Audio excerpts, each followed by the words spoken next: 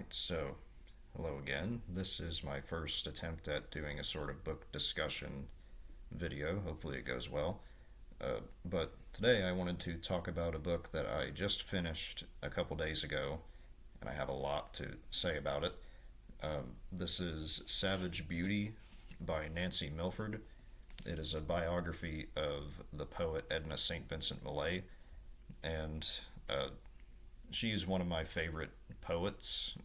I've had a really hard time. I still have a hard time trying to get into enjoying poetry. I think the modern poetry scene has really kind of turned me off of it. But I found Edna Millay on a whim, and I really enjoy reading her poetry. And so I wanted to read a biography of her, and I was suggested this book. So by Nancy Milford, this was published in 2001, and in the prologue of this, Milford actually mentioned that uh, whenever she was doing her research for this book, that whenever she actually met uh, Millay's sister Norma, that Norma herself had sort of blocked off all kinds of every attempt at doing research for a biography because Norma wanted to write the book herself, but then she eventually caved to letting Nancy Milford write it.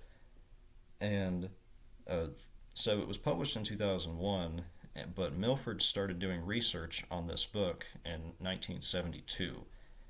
She had driven up to Steepletop, that's where Millay had lived her whole life. At least that was what her house was called. And she had driven up and just on a whim just to see if Norma Millay would even entertain the idea. And Norma seemed to, she liked Nancy Milford, and so she gave Milford sort of complete access to everything, all of the documents. So that allowed her to write this book. So yeah, she was researching it, started in 1972, and then but didn't end up publishing it until 2001. And so I'll read a couple passages from this that I really enjoyed. And there's an interesting passage from the prologue that if you decide to read this book, I do not skip the prologue. It's really good. And I think this is a good idea of what you would expect if you decide to read the book. This is like the last paragraph of the prologue. And it says, "This book begins at home, where all family romances start. There were in the Millay family certain stories that rose out of the past with a power and thrust that was felt through 3 generations of women. These were tales of romance and hardship, but, even more crucially, of female infidelity and freedom won at high cost. They were as much of a shared legacy as their red hair. Bargains were struck between mother and daughter, and acts were committed with no knowledge of the consequences that would befall them. What I had not counted on was that creature for whom there is no name, the American Eve, dead at 58. Of course, referencing Millay herself, Edna St. Vincent Millay, who died, pretty young at age 58. So, yeah, I'm going to make an attempt to talk about this book. I'm probably not smart enough to do it, but by God, I will keep going. And so this book chronicles her whole life from the time she was really young all the way up until she died in her house.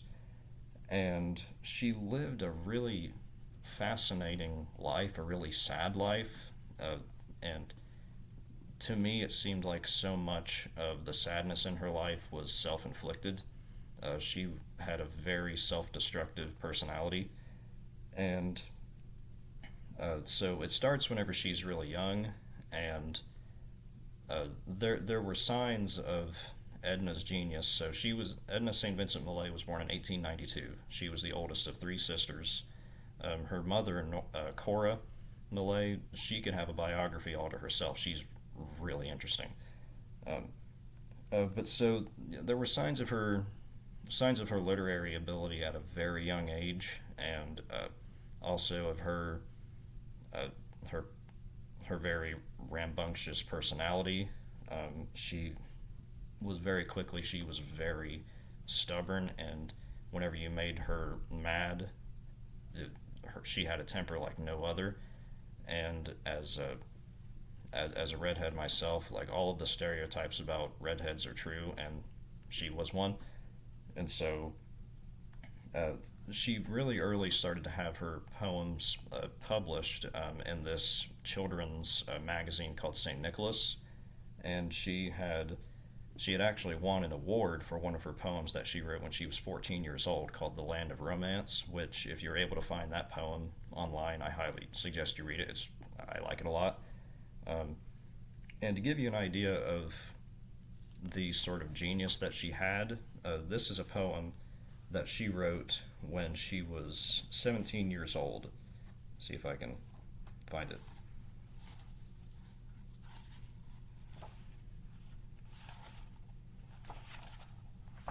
Ah, here we go.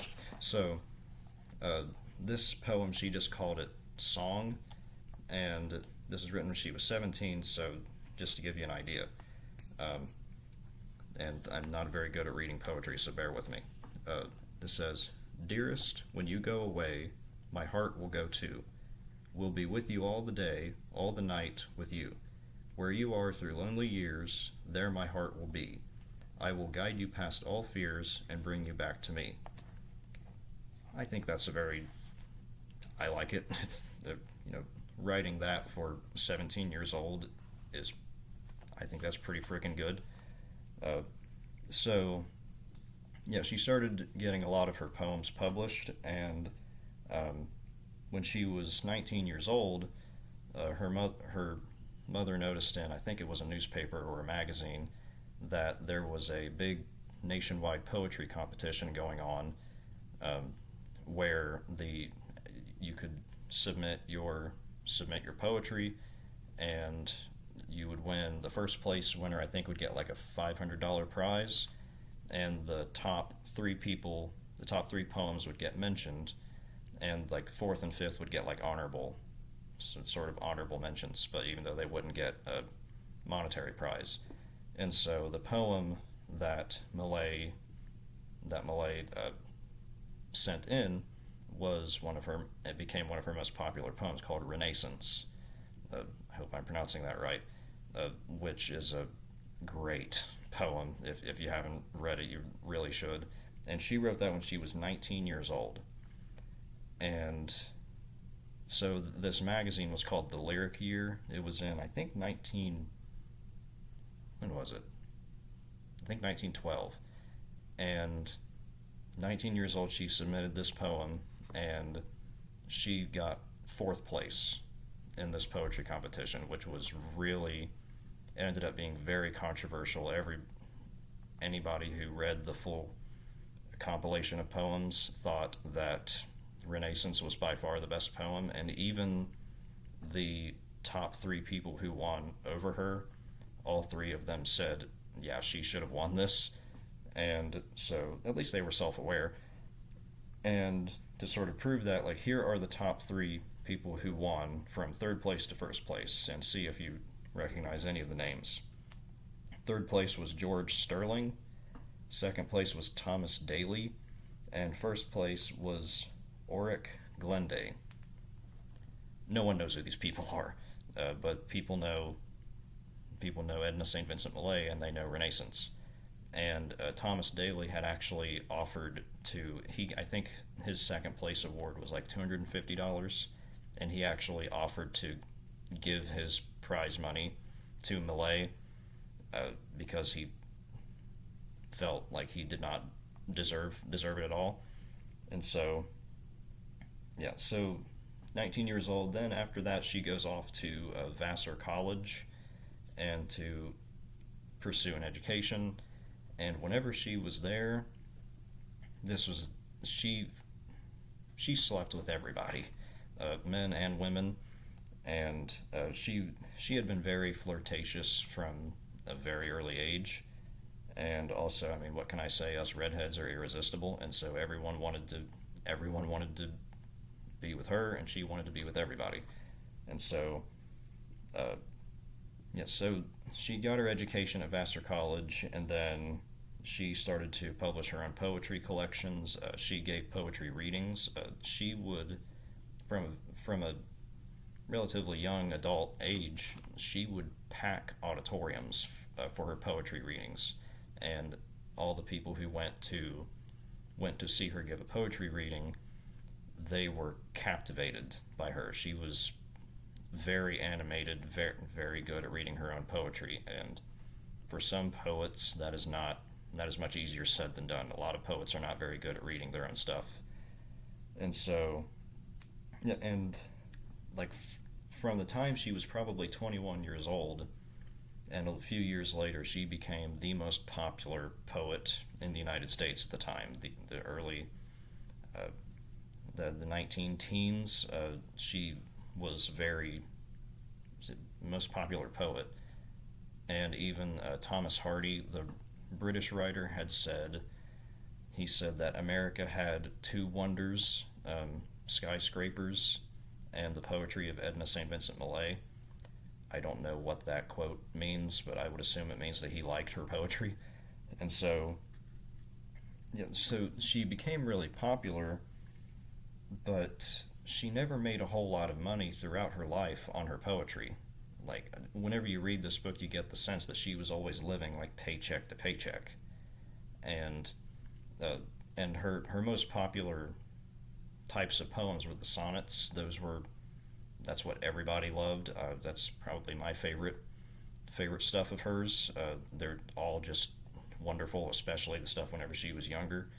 The poems that she wrote in her later life, I don't like them as much. Maybe it's just maybe if I were older, I would enjoy it more, but it just doesn't hit the same as her the stuff that she wrote when she was younger, like Renaissance, Interim, Recuerdo, Time Does Not Bring Relief. I mean, I could list a whole bunch of them. Um, and so she ended up writing a play around this time too, and she dabbled in short stories, but they never really went anywhere. And then in 1923, I think, yeah, 1923, she won the Pulitzer Prize for her poem "The Ballad of the Harp Weaver," which is a which is a great poem, and she became the first woman to ever win the Pulitzer Prize in poetry.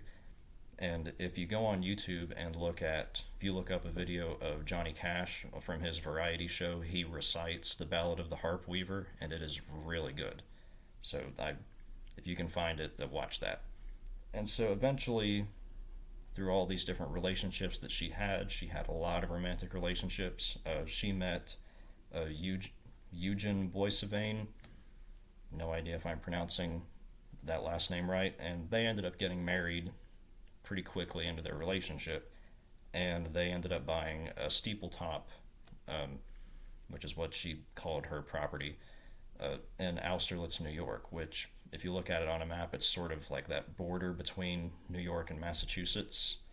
And that was in 1925. And so that's where they lived for the rest of their lives.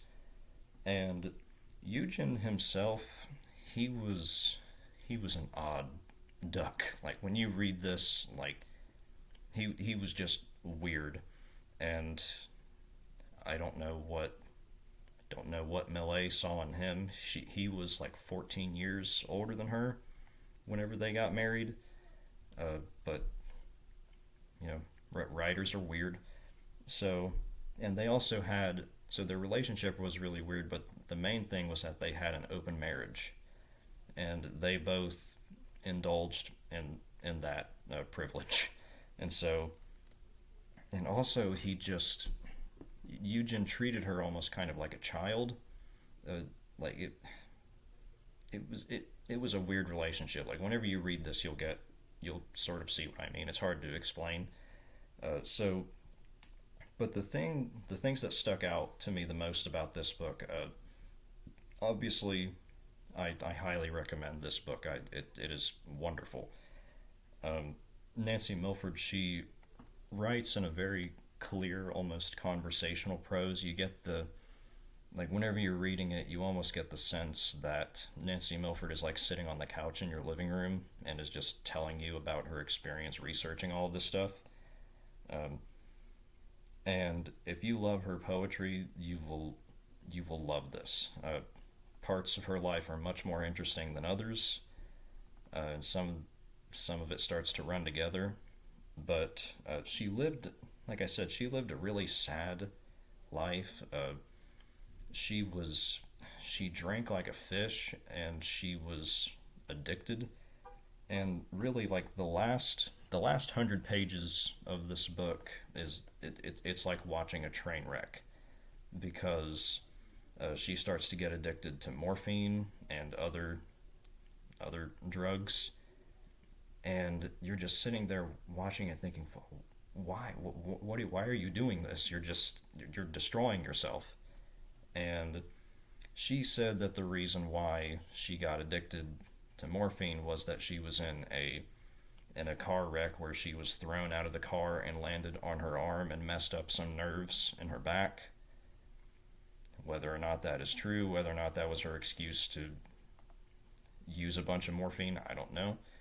But that was her reasoning for it. And there's some one of her friends in a letter in this book mentions that like all you can do is just sit there and watch, because like she wasn't going to listen to you anyway.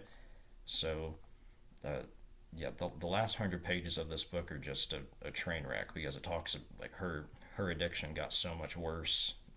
And she also, yeah, like a really sad life. She ended up having a miscarriage pretty early in her adulthood.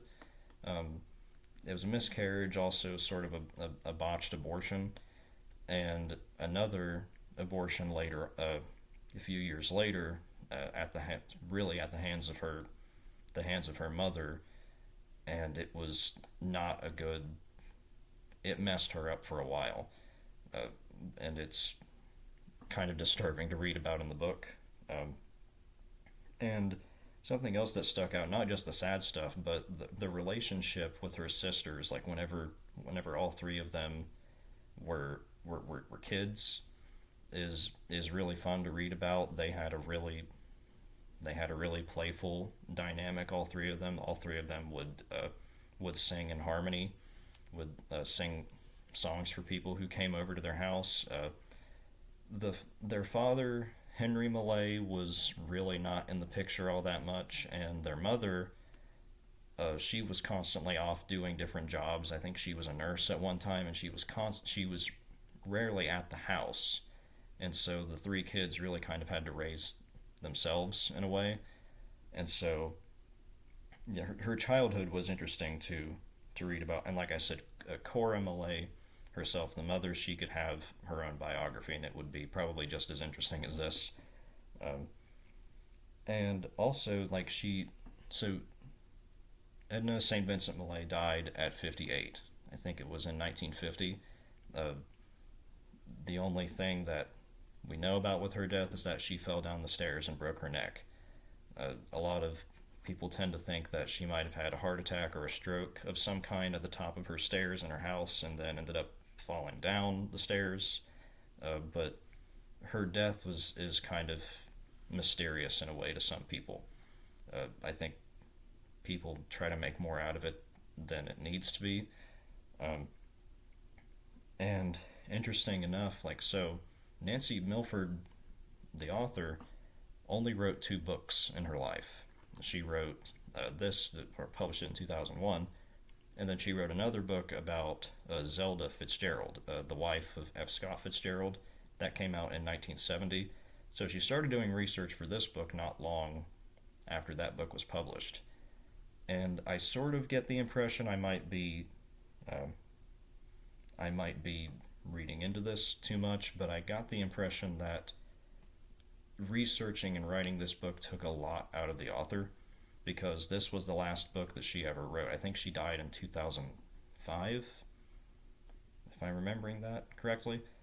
But there's so much that happens in this book that you kind of get the impression that it just exhausted Nancy Milford. Whether or not that's true, I don't know. That's just sort of a hunch I have. And also,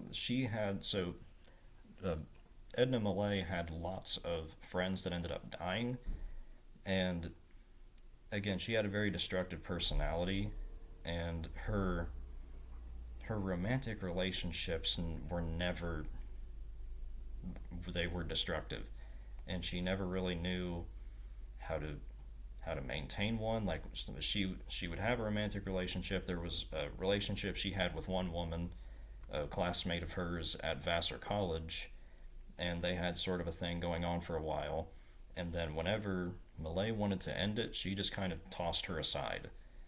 And it she seems very difficult. Like, if she were around now, she would be very difficult to be around. At least to me, she would be. Um, and the whole thing with her addiction, I think, is the most interesting part of her life, because the whole time I was reading this, I was thinking, why are you doing this? Like, what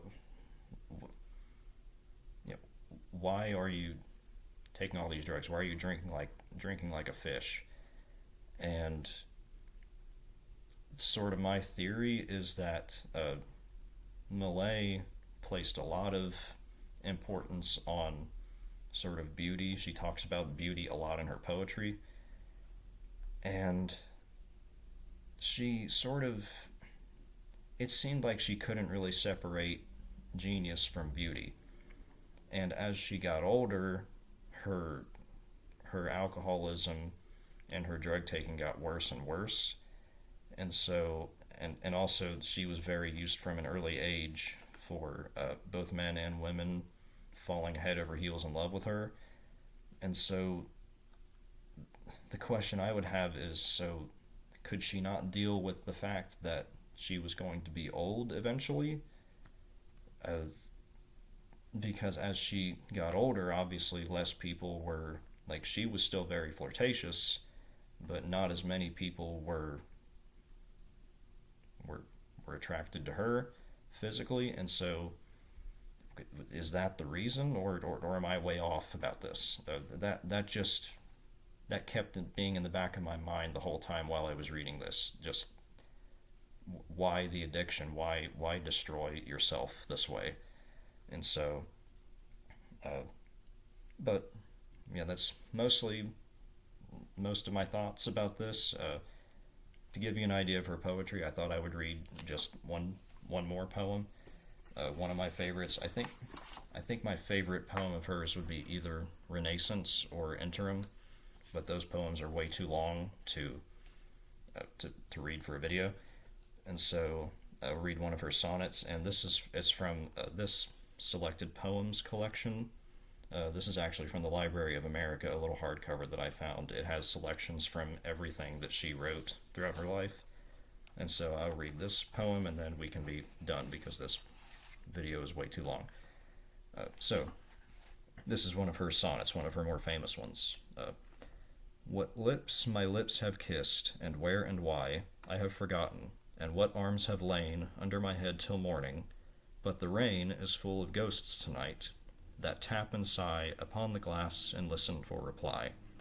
And in my heart there stirs a quiet pain for unremembered lads that not again will turn to me at midnight with a cry. Thus in the winter stands the lonely tree, nor knows what birds have vanished one by one, yet knows its boughs more silent than before. I cannot say what loves have come and gone, I only know that summer sang in me a little while that in me sings no more. So that is Edna St. Vincent Millay spreading some good holiday cheer. So I think that's mostly what I wanted to talk about for this video. I would love to know what you think about this, if you've read this, or if you are going to read this, or if you love Millay's poetry. I really want to know what people think about this book and think about her in general, because nobody seems to be talking about her anymore. So, yeah, well, hopefully you enjoyed this, and see you next time.